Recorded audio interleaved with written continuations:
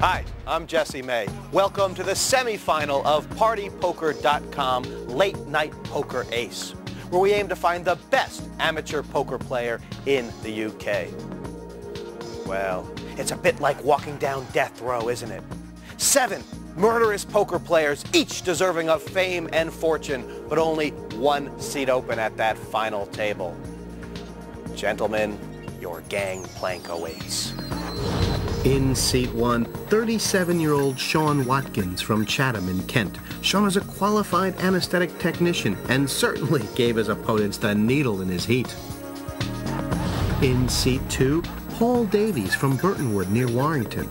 Paul teaches English and history at Winterton Comprehensive School, and he was handing out some poker lessons to reach this semifinal.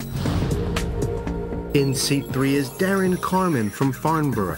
Darren was very cool behind his shades in his heat, but will he freeze if the breeze blows against him? In seat 4, 26-year-old Michael Clark from Aylesbury in Buckinghamshire. Michael plays competitive bridge as well as poker, and he sure came up trumps in his heat to reach this stage. In seat 5, Gary Manning from Old Hatfield. Gary runs his own pub called the 8 Bells, but he's hoping they don't call time on his chances tonight. In seat 6, Simon Jones from Watford. Simon plays football for West Watford Conservative Club in his spare time, but can he finish top of the table here? In seat 7, ex-pro golfer John Sugars, living in Edinburgh. John learned his poker in LA, and he'll be hoping to reach Hollywood, not Cricklewood, by the end of this matchup. Bringing the aces and the spaces are Peter Schmidt and Marina Kremser from Vienna. And the jam is always jarred on tight with tournament director Thomas Kremser from the International Poker Federation. Let the games begin. The game, of course, is No Limit Texas Hold'em, and we are off and running in this PartyPoker.com Late Night Poker Ace semi-final. One seat open at that final table. I'm lucky to be joined tonight by a master of cards and tells, Simon Aces Trumper. Good evening, Simon. Hi, Jesse. I'm really looking forward to this semi-final. We've got a great mix of players here. Raised to 75. Well, this will be could be the strongest heat we've seen so far. Not a heat, a semi-final, and action right off. 75-pound raise Pass by Sean Watkins with the ace-queen, and Sean, of course, came through a very tough heat into second, losing out at the end to John Thrower. But here he is, and we could have action. This very first hand. There's been a call by Paul Davies for the 75, and now re-raised by Michael Clark with the ace-king. Fireworks here. That's right, Jesse. Michael Clark from Aylesbury, Buckinghamshire. He's a communication officer for the English Bridge Union. Another tough heat. He came through. He was runner-up to John Shaw, another John. It's 300 pounds back on Sean Watkins, and he's decided to play. Could be in trouble. Can't imagine Paul Davis wanting to play with the 9-10 suited, and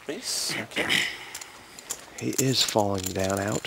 Simon, is there a different strategy here with basically a winner-take-all format? 2 players.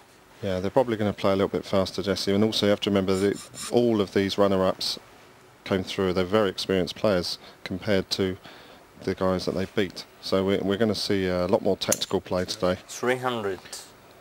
Sean Watkins on the arm. Ace high. He's out-kickered by Michael Clark at this stage. And one thing we learned about Michael Clark from watching his heat is that he's a great decision maker, but he's been bluffed out this time. Bluffed out by Sean. Yeah, good play. Good solid start there by Sean. And that was a big pot, Jesse. So how do you play Texas Hold'em? Well, the action begins with each player receiving 2 cards face down from the dealer. These are called hole cards. The 2 players to the immediate left of the dealer post 2 compulsory bets, which are known as the blinds. These bets help to get the action going. Play then proceeds in a clockwise direction. With each player having to make a betting decision, they can call or match the bet, raise, which means to put more money in the pot, or they can fold their cards and get right out of there. Once the initial round of betting is over, the dealer reveals the flop. 3 community cards dealt face up in the middle of the table. More betting follows, then comes a 4th card, or the turn card, and a 5th card, known as the river. Players must make the best 5-card poker hand using the 7 cards available. Once the betting is over, the players reveal their cards, and the player with the best hand wins the pot.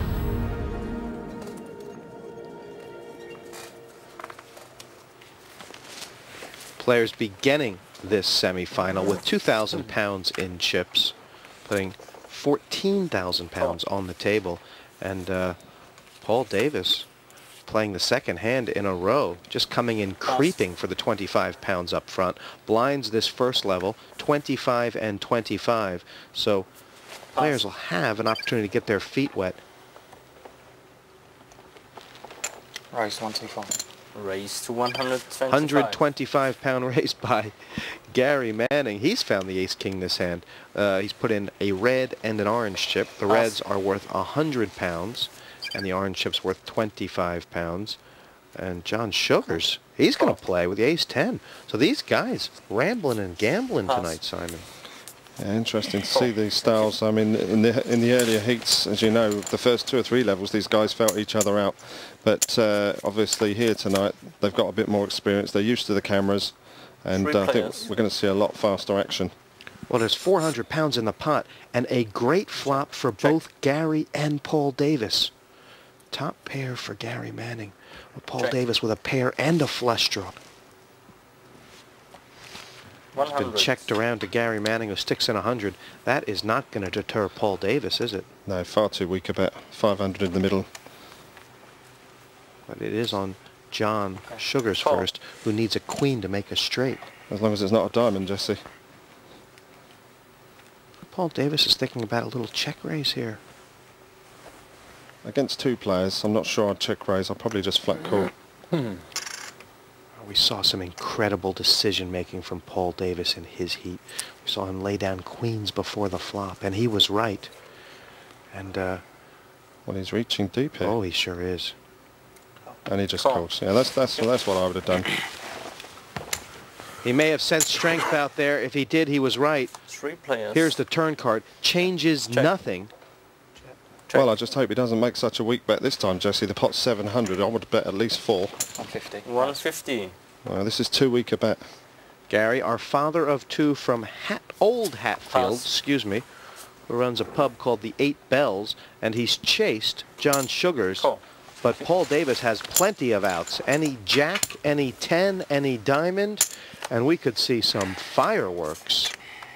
2 players. That is a blank from Paul Davis's position. Yeah, 2 escapes there for Gary, really. He's very lucky to win this pot. There's no way that Paul's going to bet out now. Check. There's a grand in there. And Gary Manning says, big enough for me, showdown. Best hand will win the pot, and the best hand is the top pair plus the top kicker. Yeah, Paul played the pot the best out of the 3 of them, to be honest. John Sugars did nothing wrong getting away from it on the turn. Had 1 chance at hitting the queen, but to be honest there, I'm surprised that Gary bet so weak on his second bet. Should have bet a little bit more and just picked the pot up there and then not let Paul have a cheap card at the flush draw. Welcome back to the semi-final of Late Night Poker Ace. All 7 players still in the mix. Just a winner will take that last seat in the grand final. Pass.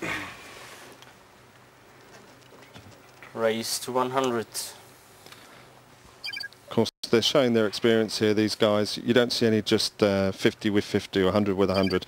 They're making standard blind raises 3 to 4 times the size of the blind. The only time you'll see a double raise is if one of them's got kings or aces and they want to entrap.